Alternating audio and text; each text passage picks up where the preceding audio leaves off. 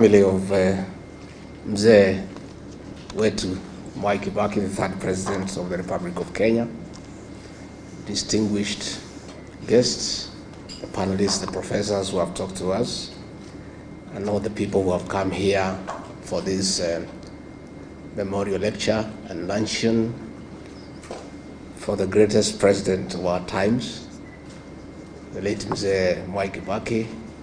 Good afternoon.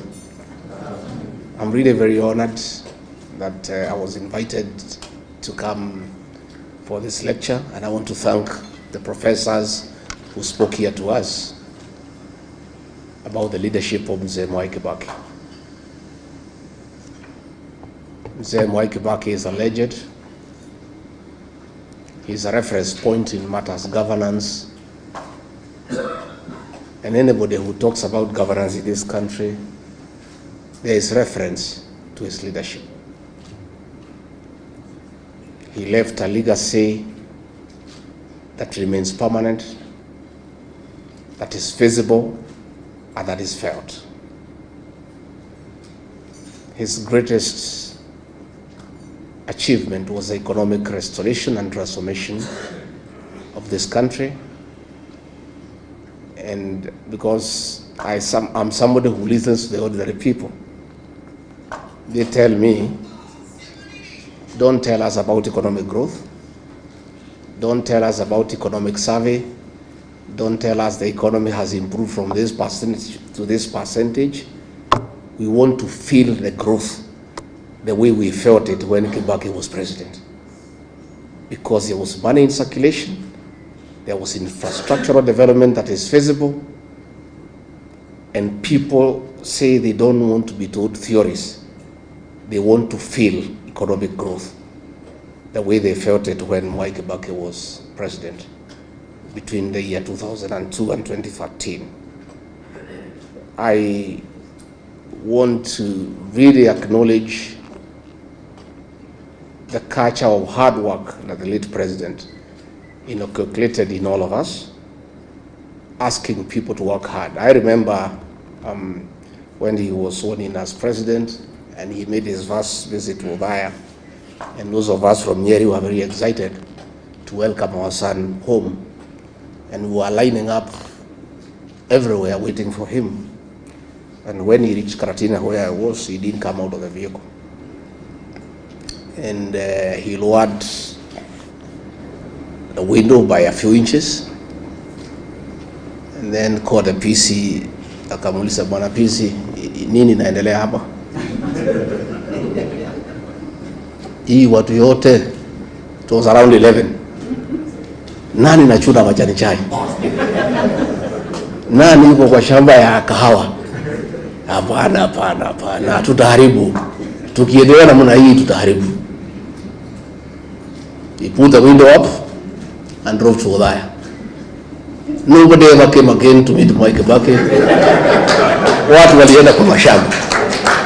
And that is how this country was transformed. The culture of hard work.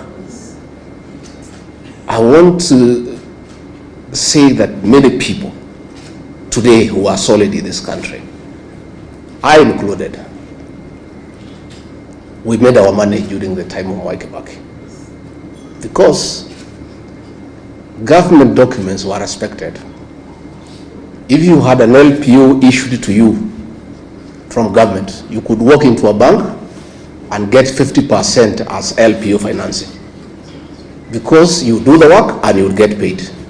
Today, you go to an LPO, to a bank, nobody will talk to you. He really dignified government contracts by making sure that contracts were only given when money was available and there was budgetary support. These great men pushed taxation, and we want today, as we remember him in a very fond manner, to say there's nothing wrong with taxation, and Kenyans cannot be accused of refusing to pay taxes, because Mwai Kibaki did it. Lipa kodi, ujitegemee, and people paid taxes And they didn't complain because they saw a corresponding development and services. Kenyans don't have a problem with paying taxes, but Kenyans have a big problem in paying taxes that they cannot see what the money is doing. So we want to ask our brothers now in government to know that Kenyans are not complaining about overtaxation because they don't want to pay tax. They have a problem of paying taxes that are misappropriated, that are not used appropriately. And why Kibaki is a living testimony that Kenyans are willing to pay taxes, but they want to see a corresponding service and development. Mwai Kibaki respected institutions. Ambassador Muthaura is here, and Ambassador, we want to salute you. Mwai Kibaki would not have succeeded without the support of the bureaucracy that you led. But he also allowed you to work, because we know he allowed people to work. Because if you have a supporting system that supports you, it can only be effective to support you if you allow them to work. Mwai Kibaki respected institutions, and going forward, that must be the way for this country, so that institutions can work. Again, we must remember him for the 2010 Constitution, and all those who say that they remember him fondly. The way to dignify his legacy is to implement the Constitution and follow it letter and spirit. Because when we do that, we'll have a good country. Mwai Kibaki spoke very little and did much. Most of us are learning from him. Nowadays, I only talk once a week. I'm becoming a good student of Mwai Kibaki. Going forward, I will talk after 2 weeks, then a month, because he spoke very little and did a lot.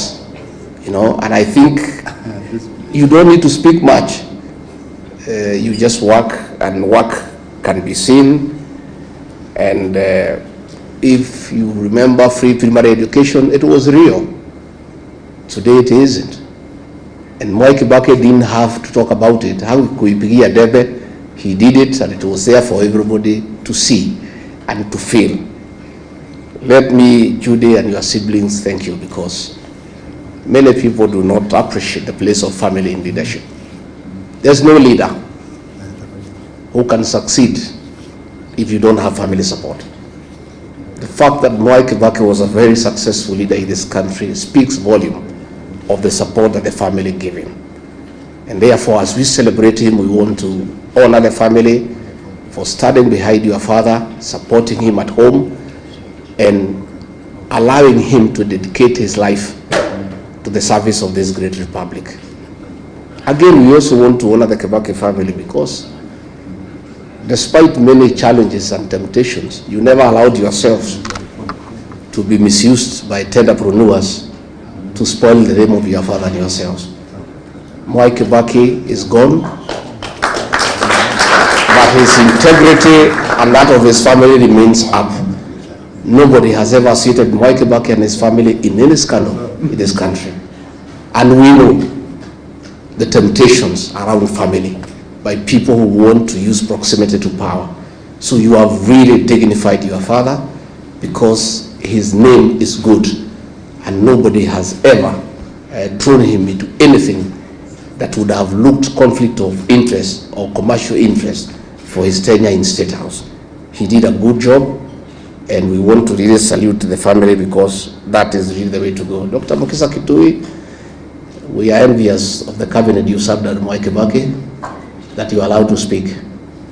Justin Muturi and I can tell you, in the cabinet we serve, it's only me and him who speak. And that is why we have to be edged out. The rest are flower girls and praise and worship choir. So we would have wanted, you know, if things could reverse and we served at Mwai Kibaki, would have enjoyed, because he would have allowed us to contribute, to make meaningful contribution to the management of the affairs of this country. Haji, I've heard you correctly about the place of DP in Othaya, but I'm more concerned not even about DP in Othaya. I am more concerned about the quality of leadership in that constituency that was led by Kibaki. A graduate of the London School of Economics, the greatest president of all times, a man who represented Udaya with wisdom, a man who was a good debater. Then when he was gone, the replacement of Kibaki, like today, it's a shame. Member of Parliament who never speaks in Parliament at all, who hasn't made any contribution on the floor of the House. And Udaya now is a pale shadow of the Udaya Adam Kibaki. Coming this general election in 2027, we shall talk to the people of Udaya to dignify the late Kibaki by looking for a quality legislator who, even if he cannot measure up to the level of Kibaki, can be there 60-70%. But the present situation in Udaya is embarrassing and is very demeaning to the late Kibaki and his family. And Udaya people are crying for change, and we'll be having conversation with them so that they can look for quality leadership that can be able to hold the name of that great old man in high repute. So mimi nimeshukuru sana, tuko hapa na viongozi wengi ambaye sijui Haji unataka tuwapatie, unataka tufanye namna gani? We introduce them? What do you want to introduce them? Dakika moja moja. Yeah, tuko na the Honorable Eugene Wamalwa, kiongozi wetu. Kuja useme jambo. His late brother was vice president to Kibaki.